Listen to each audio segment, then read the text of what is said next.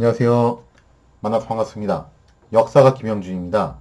태조실록 제30부 최무선, 진포에서 승리하다 라는 주제를 가지고 오늘 여러분과 함께 하도록 하겠습니다. 야인이 된 정도전, 유배지에서 정도전은 고민에 빠지게 되죠. 왜 신진 관료들이 이인님에게 패배했는가? 그죠? 자신들은 분명히 이상과 비전을 갖고 있었고 용기를 갖고서 한번 덤벼봤다는 거예요. 그런데 정말 속수무책으로 추풍 낙엽처럼 쓸려 내려왔다는 겁니다. 왜 신진 관료들은 이인님에게 패배했는가? 그것은 바로 힘이 없었기 때문이다라는 것을 자각을 하게 됩니다. 그렇다면 신진 관료들에게 부족한 힘을 얻기 위해 실력 있는 무장과 손을 잡을 필요가 있었다는 거죠. 자, 근데 여기서 문제가 있었어요. 어떤 문제가 있었냐? 고려 최고의 무장이었던 최영은 좀 곤란했어요. 왜냐? 일단 최영은 어떤 새로운 개혁을 추진하기에는 나이를 좀 너무 많이 드신 데다가 무엇보다도 정치 노선이 이인님과 비슷하다는 것이 최근에 일어났던 일련의 사건들을 통해서 확인이 됐다는 거죠. 그렇다면 최영을 제외하고 자신을 도와서 개혁을 추진할 사람이 누구인가? 바로 그 인물을 찾아내는 것이 정도전의 새로운 숙제가 되었다는 거죠. 근데 불행인지 다행인지 이때 당시 고려는 굉장히 지독한 난세였습니다. 여말 선초하면 우리나라에서도 아주 악명 높은 시기죠. 따라서 정도전이 원하는 유형의 무장을 찾아내는 것은 그렇게 나쁜 환경이 아니었어요. 자, 이 시기에 고려에 있어서 가장 큰 골칫거리가 무엇이었냐? 바로 다름 아닌 외구 문제였어요. 고려 조정이 치열하게 정치적 암투를 벌이고 있는 와중에도 정말 왜구들은 진절머리 날 정도로 빈번하게 고려의 각지를 분탕질을 치고 다녔다는 거죠. 이게 어느 정도였냐면은 1350년 충렬왕 때부터 1399년 조선 정종 원년까지 우리나라 해안가에 출몰한 왜구의 횟수가 확실하게 확인 가능한 것만 대략 한 369회 정도 된대요. 그리고 침탈당한 고을이 606개소에 달하는데 이 얘기는 뭐냐면 그냥 전국이 다 털리고 살았다는 거죠. 정말 상가도 오지 그런 벽시 마을이 아닌다면은 내륙이라고 해서 안심할 수가 없었다는 거예요. 그러면 그때 당시 왜구가 왜 이렇게 횡행하게 되었냐? 자, 이야기하기 없어서요. 간단하게 좀 한 가지 홍보를 하고 시작을 하겠습니다. 예전부터 이거를 갖다 홍보를 해야지 하면서 계속 미뤄왔다가 이제 와서야 하게 되는 건데 국방TV에서 하는 프로그램이 있어요. 유튜브에도 매주 월요일쯤에 올라오는 건데 바로 토크멘터리 전쟁사. 아시는 분은 아실 거예요, 그거. 저도 거기 굉장히 이제 애청자인데 토크멘터리 전쟁사 111부에서 외구와 관련해서 정말 자세하게 다룬 이야기들이 있습니다. 몇 편의 시리즈로 돼 있어요. 그래서 거기서 이미 자세하게 다뤘기 때문에 저는 저는 이제 외구에 대해서는 좀 간단한 부분만 좀 이제 다룰게요. 웬만하면 이제 서로 중복되지 않게 하려고 지금 생각 중이에요. 좀 이제 몇 가지 오해가 있으실 것 같아가지고 말씀을 드리자면은 일단 첫째, 저는 토크멘터리 전쟁사하고 개인적으로 경쟁 상대라고 생각을 안 해요. 아니 일단 제가 경쟁 상대가 될 정도의 능력이 되질 않고 그런 급이 안 된다고 생각하거든요. 그래서 저는 이제 토크멘터리 전쟁사가 처음 나왔을 때 정말 놀랐어요. 와, 우리나라에서도 저런 걸 만들다니. 저런 프로그램을 만들다니. 저는 정말 감격스러웠어요. 그래서 저는 토크멘터리 전쟁사가 정말 잘 됐으면 좋겠다라고 생각하는 그런 애청자 중 한 명이고, 그래서 제가 뭐 토크멘터리 전쟁사하고 좀 겹치는 그런 이야기들을 많이 다루기는 하지만, 그렇다고 해서 제가 토크멘터리 전쟁사, 뭐 줄여서 토전사하고 하죠. 토전사하고 뭐 경쟁을 하고 싶다. 내가 뭐 토전사보다 능가하는 뭐 그런 이제 프로그램을 만들고 싶다. 그런 건 아니고, 저는 이제 토전사에서 미처 다루지 못했던 내용들을 제가 좀 이제 보완해주는 그런 정도로 저는 좀 이제 갈까 해요. 그래서, 좀 서로 이제 상호 보완 관계, 상생 관계라고 저는 개인적으로 생각을 하고 싶고요. 저는 절대 뭐 경쟁 관계거나 뭐 그런 이제 라이벌, 그런 의식 같은 거 없습니다. 일단 그런 깜냥도 안 되고요. 그 다음에 두 번째로 토전사 거기 나오시는 패널 중에서 임용환 박사님 계시잖아요.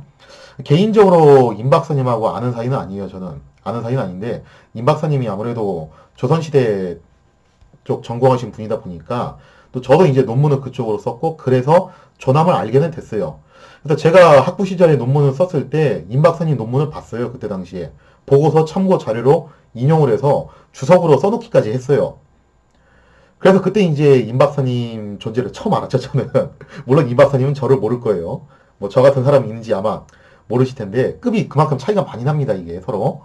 그러다 나중에 이제 대학교 졸업한 다음에 임 박사님 저서도 많이 접하고 하면서 그 조남을 제가 좀 많이 알게 됐어요. 그러다가 토전사에 딱 나오시더라고요. 사실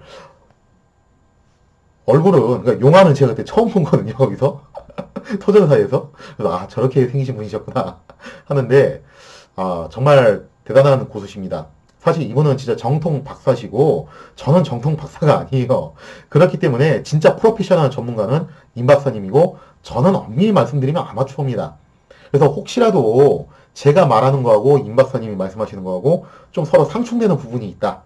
완전히 정반대로 얘기하는 게 있다. 그럴 경우에는 제가 여기서 단호하게 말씀드리는데 제 말 듣지 말고 그냥 임 박사님 말씀 들으세요.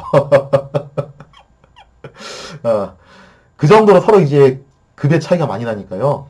토크멘터리 전쟁사 많이 애청해 주시고요. 그래서 외구도 거기서 자세하게 다뤘기 때문에 저는 아주 자세하게 다루진 않겠습니다. 그걸로 이제 어느 정도 틀을 잡으시고 저는 좀 이제 거기서 미처 다루지 못했던 내용들을 보완하는 정도. 왜냐하면 임 박사님이 아무리 대단하시다 하더라도 또 토전사 패널 분들이 아무리 훌륭하다 하시더라도 사람인 이상 다 할 수는 없어요. 결국에는 개 중에 이제 놓치고 가거나 흘리고 가는 것도 존재할 수 있겠죠. 그래서 그런 것들을 제가 이제 주로 보완을 하는 역할을 좀 했으면 하는 그런 바람이 있습니다. 자, 아무튼 뭐 이제 토전사 많이 애청해 주시라 하는 그런 이제 홍보 좀 잠깐 하고요. 그럼 본론으로 넘어와서 당시 일본은 가마쿠라幕府가 붕괴를 하고 조정이 둘로 나뉘었어요. 그러니까 두 명의 천황이 존재했던 시기죠. 그러면서 이제 남북조 시대의 동란기를 맞이하고 있었는데 이때 중앙 정부가 이렇게 혼란에 빠지니까 지방 세력에 대한 통제력을 상실하게 되었고 이로 인해서 해적이라고 할 수 있는 왜구들이 극성을 부리게 됩니다. 그러니까 왜구에 대해서 좀 오해하시면 안 되는 게 이게 일본에서 정식으로 침략을 위해서 파견한 정규 군대가 아니다. 그러니까 일본 중앙 정부도 사실 왜구의 존재는 별로 그렇게 좋게 생각을 안 해요. 이거는. 그래서 나중에 도요토미 히데요시가 전국시대 통일한 다음에 왜구부터 때려잡았던 이유가 사실은 그런 거거든요. 그러니까 원래 이게 중앙 권력이 약했기 때문에 생겨나는 그런 비정상적인 존재들이었다는 거죠. 자, 이 왜구들은 주로 중국 연해안을 휩쓸고 다녔고 또 오가는 길목에 어디도 이제 건드리고 다니냐면은 고려의 서남해안 일대도 같이 초토화시키고 다닙니다. 이른바 대해적의 시대라고 불려도 손색이 없을 정도로 왜구들의 횡포가 극에 달했었는데 이게 어느 정도였냐면은 심지어 고려 조정은 왜구를 피해서 수도 개경을 옮겨야 된다. 왜냐면 개경이 이제 너무 서해안 쪽에 밀접해 있는 데다가 여기가 따지고 보면 평지 쪽에 있는 거잖아요. 그죠? 그래서 좀 더 내륙 쪽으로 옮겨야 된다. 뭐 그런 말까지 나올 정도로 천도 계획까지 나올 정도로 굉장히 어수선한 상황이었다는 거죠. 물론 고려라고 해서 마냥 당하고만 있지는 않았습니다. 몇몇 뜻있는 장군들이 나서서 수군도 양성하고 새로운 병기도 개발하고 그 다음에 왜구 토벌도 직접적으로 진두지휘하고 하면서 왜구를 토벌하기 위해서 여러 가지 조치들을 취하게 되는데 최영도 바로 그런 사람 중에 하나였다는 거죠. 그래서 실제로 왜구 토벌과 관련해서 최영이 어떤 활약을 했느냐 그것은 사료를 통해서 같이 살펴보도록 하겠습니다.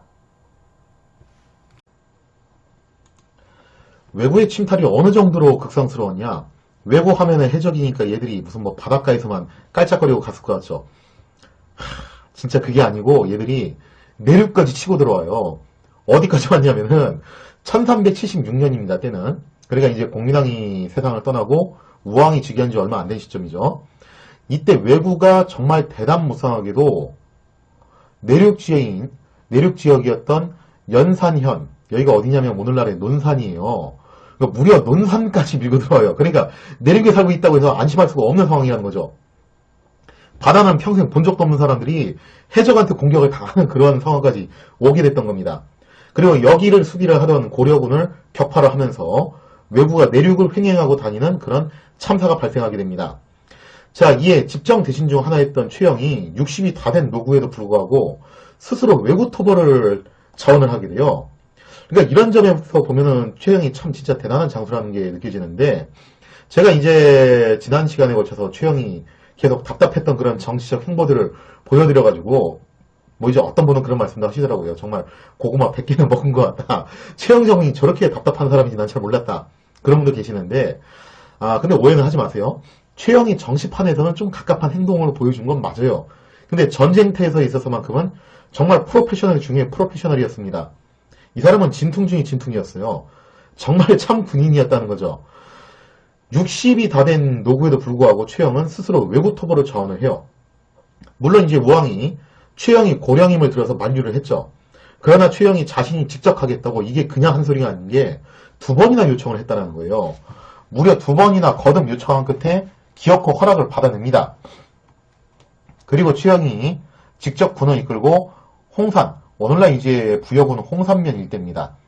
홍산에 이르러 외구 토벌을 진두지휘를 했다라는 거죠. 그러니까 논산 일대를 휩쓸고 다녔던 왜구들이 부여군 홍산면으로 가서 주둔을 하면서 거기서 이제 최영의 군대하고 맞서 싸우게 되는데, 당시 왜구의 숫자가 몇 명이었는지는 정확하게 알 수는 없지만 수가 아주 많지는 않았던 것 같아요. 아마 그냥 몇백 명 정도 규모였던 걸로 추정이 되는데, 문제는 이제 홍산의 지형 자체가 험준하다 보니까 그 험준한 지세에 의지해서 왜구들이 저항을 하는 바람에 고려군이 공략에 있어서 여간 애를 먹었던 게 아니었다는 거죠. 즉 좁은 길목을 통과해야 되는데 곳곳에 매복이 설치되어 있고, 더군다나 이제 고지대로 올라가 보면서 싸워야 되다 보니까 그런 점에 있어서도 불리한 게 있었고 그랬다라는 거죠. 자, 왜구들의 저항이 이렇게 거세자 병사들이 진격하기로 머뭇거리기 시작하는 거예요. 자, 그러자 진짜 최고위에 있었던 최영이 노구로 이끌고 자기가 직접 선두에 서서 진격을 하기 시작합니다. 정말 대단한 거예요, 이거는 진짜. 자, 최영이 한참 진두지휘를 하면서 적진을 돌파할 때 왜구 하나가 숲을 속에 숨어 있다가 활로 최영을 저격을 했어요. 근데 순간적으로 날아온 화살이 최영이 입술을 맞췄죠. 이때 다행히 이제 최영이 목숨을 건지긴 했지만 하얀 수염이 붉은색으로 물이 될 정도로 피가 정말 낭자하게 흘렀다라고 하죠. 자, 그러나 최영은 태연하게 자신의 활을 꺼내가지고 자기를 저격했던 왜구를 역으로 쏴서 거꾸로 트리는 그런 용맹함을 보이게 됩니다.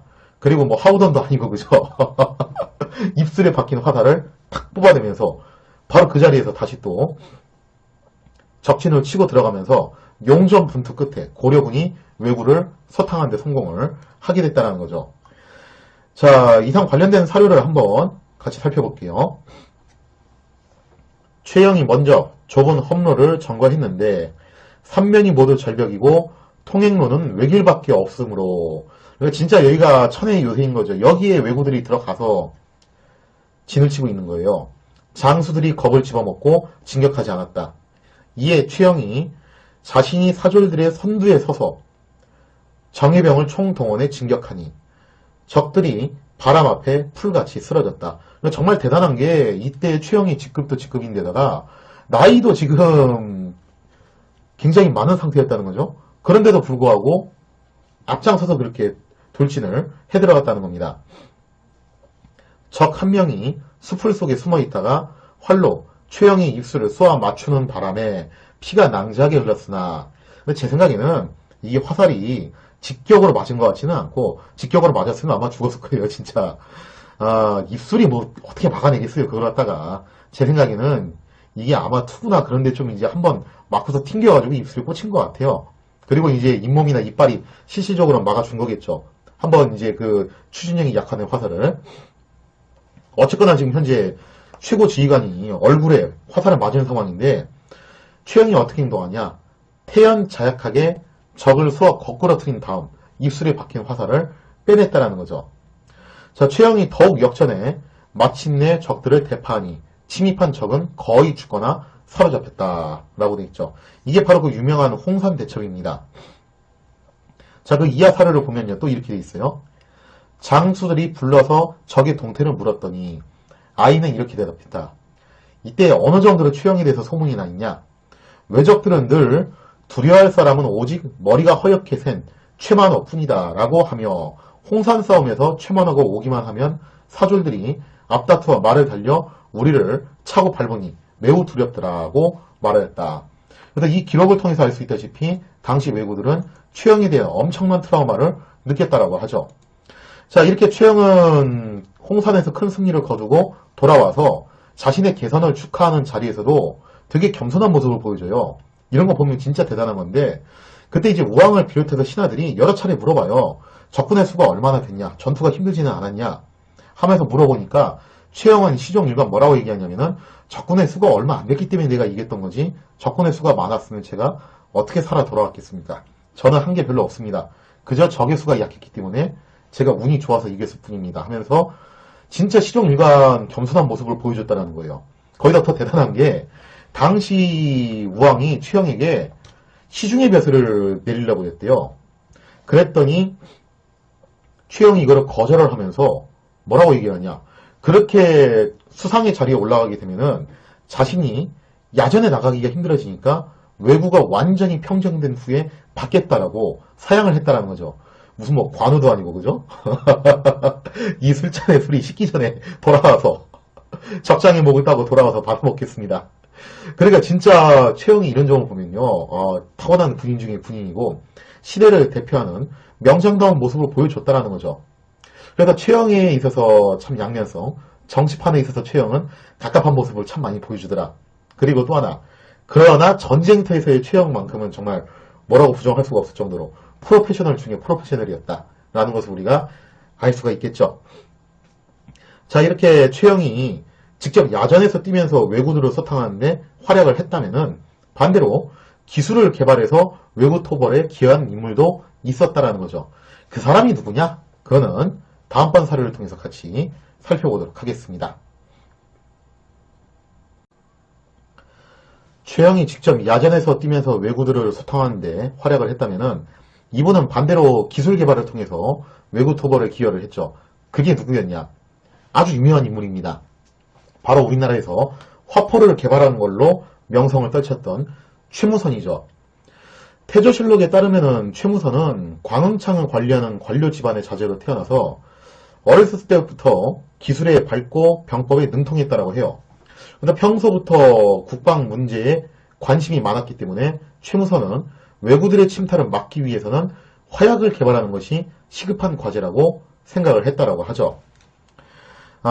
사실 화약 무기는 고려 후기 때부터 이미 어느 정도 쓰인 상태였어요.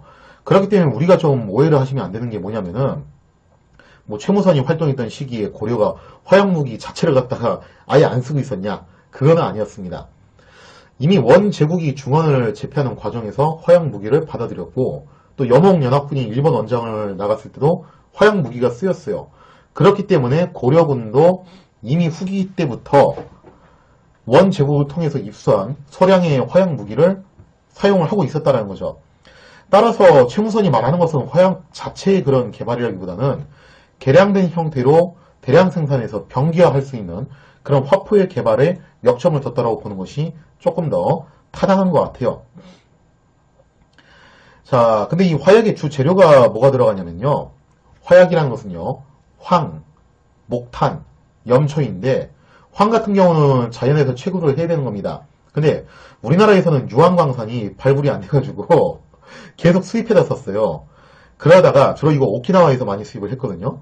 그러다가 나중에 이제 유황을 오키나와 일본 등지에서 수입해서 쓰다가 조선 후기 가가지고 대략 한 조선 현종 무렵 가서 국내에서 유황 광산을 발견을 하게 되면서 거기서 이제 채굴을 하게 됩니다. 근데 어쨌든 이 황이라는 것은 수입을 해다가 써야 되는 거고 그 다음에 목탄은 숯이죠. 숯이야 뭐 자체 제작이 가능한 거고요. 이게 제일 문제가 되는 게 세 번째 재료인 염초인데 염초 같은 경우는 이거는 팔지도 않는 거예요 거의.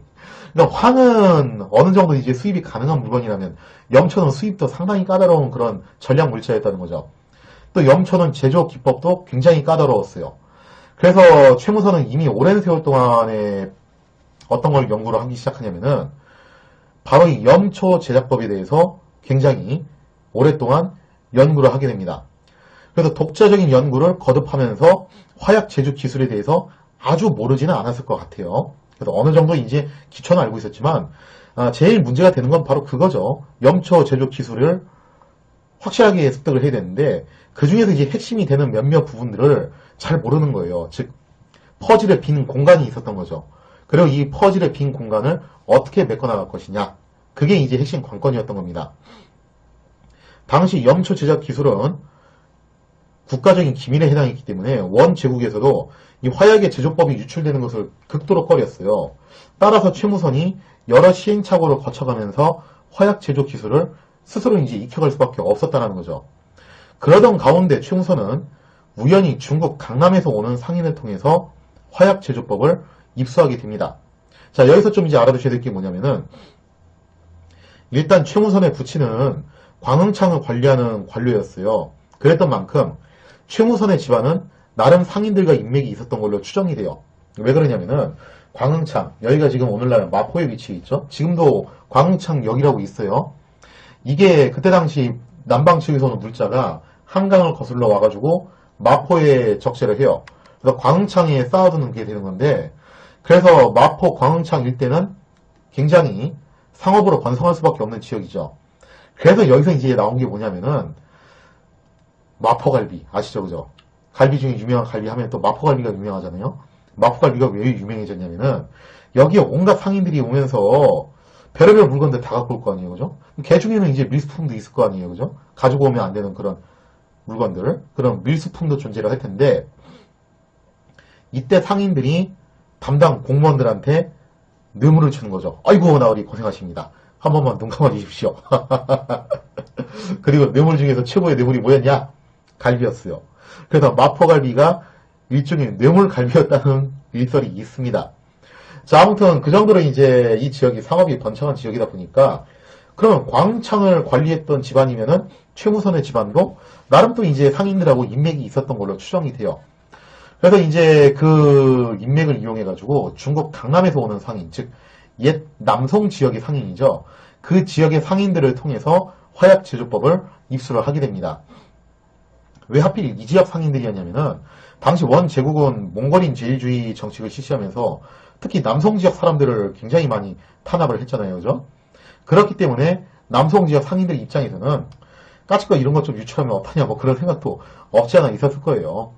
자, 그래서 이제 최무선은요, 중국 옛 남성 출신의 중국 상인들을 토대로 통해가지고 화약 제조법을 익히는데 성공을 합니다. 즉 자신이 모르는 퍼즐의 부족한 부분을 맞춰 나갔다는 거죠. 갖은 노력 끝에 화약 제조법을 완성한 최무선. 고려 조정이 이 사실을 보고를 하죠. 그러나 고려 조정은 처음에 이 말을 믿지 않았대요. 거짓말 하지 마라. 그러면서 심하게는 최무선을 사기꾼 취급까지 하면서 무시하기도 했다는 거죠. 자, 그러나 오랜 세월 동안 진정성 있게 행동하는 최무선의 모습에 감동하여 결국 화약국을 설치하게 되었고, 그가 만든 화포들을 제조하게 되었다는 거죠. 자, 관련된 내용을 사료를 통해서 한번 같이 살펴보도록 할게요. 무선의 본관은 영주요 광흥창사 최동순의 아들이다. 그러니까 광흥창을 관리하는 최동순의 아들이니까 집안 자체가 이제 상인들하고 나름 좀 인맥이 있었던 걸로 추정이 됩니다.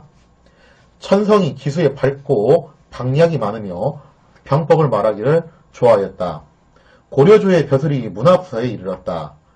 일찍이 말하기를 왜구를 제어하면은 화약만한 것이 없으나 국내에는 아는 사람이 없다라고 하였다. 그러니까 여기서 이제 좀 오해하시면 안 되는 게, 화약의 존재 자체를 고려 사람들이 몰랐다는 게 아니라 화약 무기를 쓰고는 있었는데 이게 다 그냥 수입품이었다는 거죠.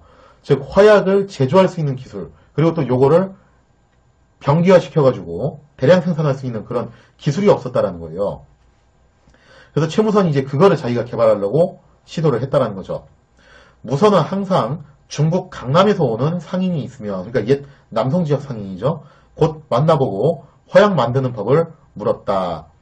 어떤 상인 한 사람이 대강 안다고 대답하므로 자기 집에 데려다가 의복과 음식을 주고 수십 일 동안 물어서 대강 요력을 얻은 뒤. 근데 이게 최무선이 이 기술을 습득하는 과정이 조금 기록마다 차이는 있어요. 이렇게 남성의 상인을 자기 집으로 모셔와서 초빙을 해가지고 직접 배웠다는 얘기도 있고, 직접 최무선이 중국 강남 지역으로 건너가서 배우고 왔다는 얘기도 있어요.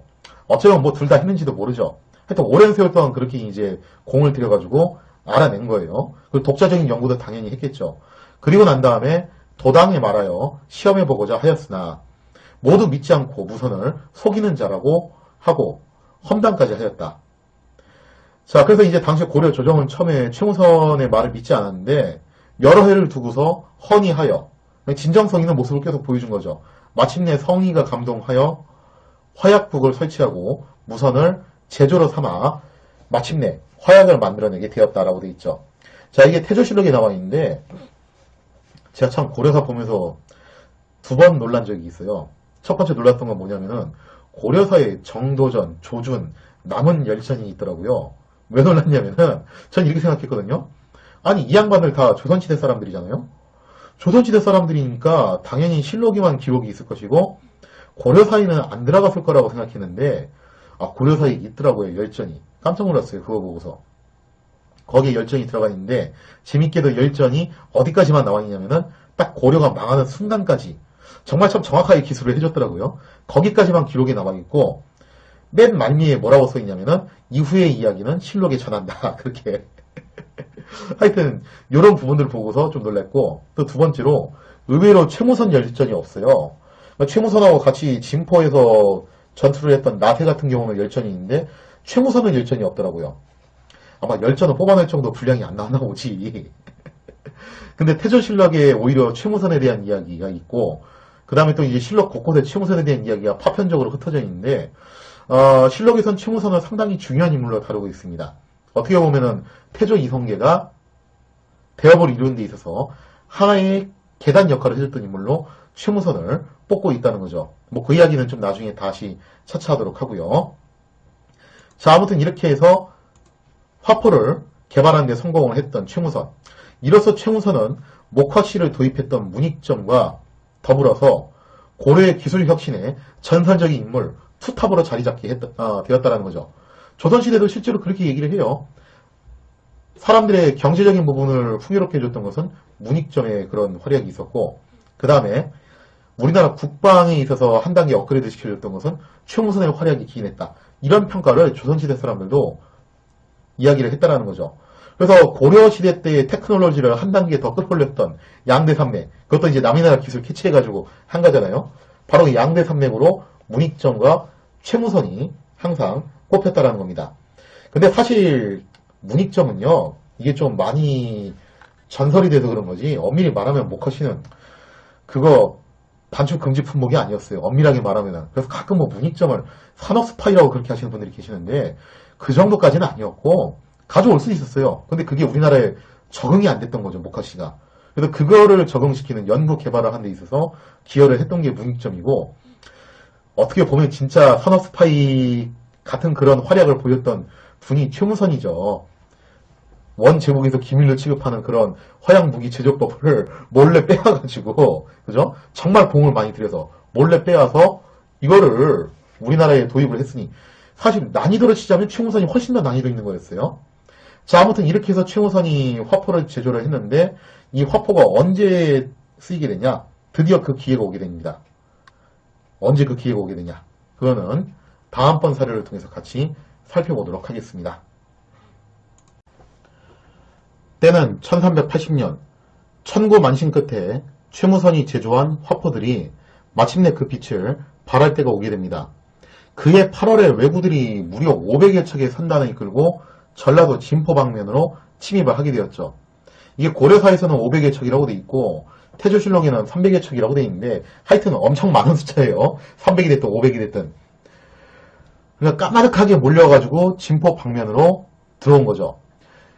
이에 이제 고려 조정은 최무선이 제작한 화포들을 시험할 기회가 왔다라고 판단을 하게 됩니다.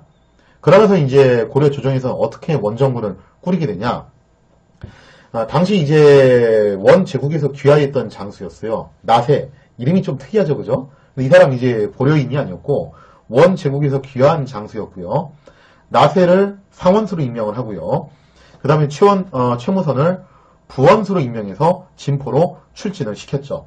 그러면서 이제 고려 수군이 진포 방면으로 나가게 되는데 고려 수군이 만들어지는 과정도 정말 참 드라마틱합니다. 근데 이것도 도큐멘터리 전쟁사에서 원체 자세하게 다뤘기 때문에 중복을 피하기 위해서 저는 일단 생략하겠습니다. 자세한 내용은 도큐멘터리 전쟁사를 확인을 하세요. 자, 진포에 침입한 왜구들은 병력의 일부로 나눠서 해안가를 방비를 하는 한편 나머지 병력들은 육지로 상륙시켜가지고 분탕지를 치고 다니기 시작했다는 겁니다. 이때 나세와 최무선이 이끄는 고려 수군이 나타나서 진포에 정박한 왜구의 선단을 공격했는데, 당시 왜구들은 어떤 식으로 이제 방어 태세를 갖췄냐면은, 자신들이 이끌고 온 선박들을 쭉 연결을 시켜가지고, 마치 성벽처럼 만드는 거예요. 그리고 그 위에 올라가서 항전을 하는 거죠. 일종의 해상 성벽이 만들어지는 셈이에요. 근데 이렇게 밀집되어 있는 형태를 구축하고 있다 보니까 이것은 오히려 고려군이 이때 가지고 왔던 화포에 좋은 먹잇감이 되었다는 거죠. 당시 최무선이 개발한 화포는요, 우리가 뭐 이제 영화 명량에서 보시는 것처럼 그렇게 빵 하고 쏘는 대포 형식은 아니었던 것 같고, 대개 화약통에다가 점화를 해가지고 손으로 집어 던지는 굉장히 원시적이고 조약한 수준의 초기 화포들이었어요. 대체로 그런 화포들을 많이 썼다는 거죠.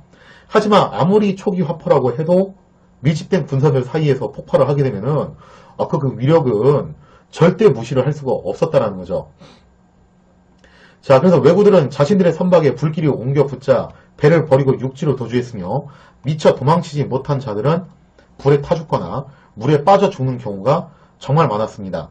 자, 이처럼 고려는 최무선의 병기 개발에 힘입어서 진포에서 왜구의 선단을 상당수 격파하는 대승을 거두게 되었으니 이것이 바로 진포해전이죠.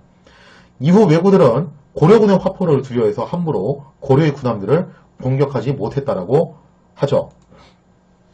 자, 관련된 내용을 한번 살펴보면 이렇습니다. 자, 고려사 나서열전에 나와 있는 내용인데요. 이렇게 써 있어요.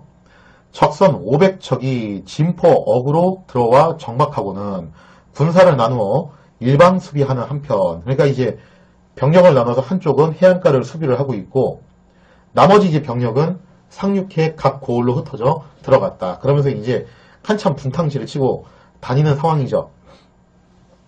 나세 등이 진포에 이르러 최무선이 만든 화포를 쏘아 적선을 불태우니 연기와 불꽃이 하늘을 가렸고, 배를 지키던 적 대다수는 불에 타 죽었으며 바다로 뛰어드는 자도 많았다. 여기서 좀 이제 눈여겨보셔야 되는 게, 적선을 불태웠다는 거예요. 화포를 쏴가지고. 이게 왜 중요하냐면은 옛날 전통 시기의 대포는요, 고체탄이에요. 지금 대포처럼 폭발하는 형식이 아니라 그냥 쇳덩어리나 무거운 돌덩어리를 빵 하고 쏴가지고 슝 하고 떨어뜨리는 그런 형식이었다는 거예요. 그렇기 때문에 대포를 쏴서 적선을 불태우는 것은 불가능해요. 정확하게는 적선을 뽕뽕 구멍을 뚫어가지고 격침시키는 개념이라는 거죠. 이런 건 이제 영화 명량에서 잘 묘사가 되어 있는데, 근데 여기서는 불태웠다라고 되어 있다라는 거예요. 이게 왜 그러냐라고 하면은, 이때 최무선이 썼던 화포가 그런 총통류라기보다는 주로 이제 어떤 류의 화포를 썼냐면은, 아주 조약한 형태의 술탄이라고 해야 되나, 이거 갖다가 하여튼 그런 형태의 화포를 썼다라는 거죠. 여기에 대한 힌트가 어디에 또 나오냐면은 세종실록에 나옵니다. 자, 이거는 진포해전 이후에 일어난 전투예요. 그 이후에도 또 이제 최무선이 참전을 해가지고 활약을 하는데, 자, 보시면요. 변장, 정지. 자, 이 정지라는 분은 고려 수군을 창설하는 데 있어서 굉장히 공을 세웠던 장군이었고, 그 다음에 최무선이 여기에 참전을 하고, 이게 실록에는 나서라고 돼 있는데 아마 이 사람이 나세 같아요. 제가 볼 때는. 나세 등이 병선 10여 척을 거느리고 막으니 저희들은 많고 우리는 적어서 상대가 안 된다고 흥겨워하며 도전함으로 병선이 분격하여, 여기가 이제 핵심 구절입니다. 화포를 던져 적선을 태워버리네. 그 대포를 쏜 게 아니라 화포를 던져서 적선을 태워버렸다라고 돼 있어요. 그래서 제가 이걸 원문으로 확인을 해봤는데 원문에도 던질 투자라고 되어 있습니다. 그러니까 화포를 던졌대요. 설마 그 총통이 들어가는 포탄을 사람이 집어 던졌을 리는 없을 것이고, 이게 뭐냐면은 화약통에다가 불 붙여가지고 대충 이제 터질 만한쯤 그런 시간이 되면은 그때 타이밍 맞춰가지고 던지는 형식이에요. 잘못하면 이제 아군한테 터지는 거죠, 이거. 정말 조약한 형태의 화포였는데 어쨌거나 이것도 상당한 위력을 보였다는 겁니다. 그래서 적선을 태워버리네 적이 이에 도망하므로 쫓아서 큰 배 9척을 빼앗으니 이 뒤로부터는 우리 병선에 항거하지 못했습니다. 라고 그렇게 써있죠. 자, 그래서 이제 이 진포해전 때 화포를 사용하게 되면서 일본군에게 또 하나의 트라우마를 안겨준 거예요. 당시 왜구들에게. 그래서 당시 왜구들이 이제 어떤 트라우마를 안게 되냐. 고려 군함과는 직접적으로 싸우면 안 된다. 특히 고려군이 사용하는 저 화포의 위력은 어마무시하다라는 것을 깨닫게 되었다는 겁니다. 자, 이처럼 진포해전은 통쾌한 승리인 건 분명했어요. 근데 문제가 뭐냐면 아직 왜구들의 위협이 잔존해 있었다는 거죠. 아니, 오히려 배를 상실한 왜구들이 좀 약간 역효과가 난 게 뭐였냐면은 그대로 육지에 상륙해서 내륙으로 깊숙이 들어가서 근거지를 마련하기 시작했다는 겁니다. 당시 왜구들은 아지발도라는 장수의 지휘하에 다른 경로로 들어온 동료들과 합세를 한 후 점점 세력을 불려나가더니 내륙 일대의 마을들을 휩쓰고 다니기 시작합니다. 진포해전에서 승리를 거둔 기쁨도 잠시, 고려 조정은 또다시 걱정거리가 늘어났다는 거죠. 내륙으로 진출한 왜구 문제를 어떻게 해결할 것이냐, 즉 얘들을 토벌하기 위해서는 다시 토벌대를 정식으로 파견을 해야 되는데 이거 누가 맡을 거냐 이거죠. 자, 과연 이 왜구 토벌을 맡을 주인공은 누구인가? 거기에 대한 이야기는 다음 시간에 이어서 계속하도록 하겠습니다.